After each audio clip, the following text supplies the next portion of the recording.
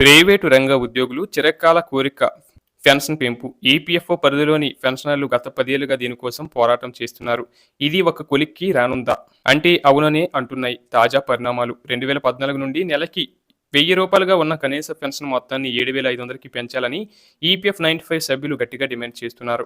రాబోయే బడ్జెట్ కంటే ముందే ఈపీఎస్ 95 రిటైర్డ్ ఉద్యోగుల ప్రతినిధి బృందం కేంద్ర ఆర్థిక మంత్రి నిర్మలా సీతారామన్ను కలిసి తమ గోడును వెళ్లబోసుకుంటున్నాయి. కనీస పెన్షన్ను 7,500కు పెంచడంతో పాటు దానికి కరువు భత్యాన్ని కూడా జోడించాలని వారు కోరారు. ఈ డిమాండ్లను సానుభూతితో పరిశీలిస్తామని మంత్రి హామీ ఇవ్వడంతో లక్షలాది మంది పెన్షనర్లలో కొత్త ఆశలు చిగురించాయి.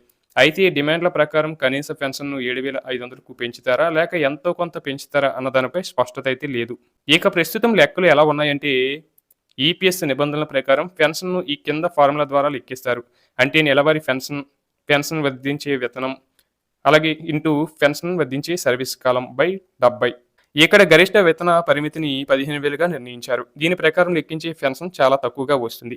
ఒకవేళ ప్రభుత్వం కనీస పెన్షన్ను 7,500కి పెంచితే వివిధ సర్వీసు కాల పరిమితులు ఉన్నవారికి వచ్చే మార్పులు ఎలా ఉంటాయంటే ఫార్ములా ప్రకారం వచ్చే పెన్షన్ కంటే ప్రభుత్వం నిర్ణయించే కనీస పెన్షన్ ఎక్కువగా ఉంటే పెన్షనర్లకు ఆ కనీస మొత్తమే అందుతుంది.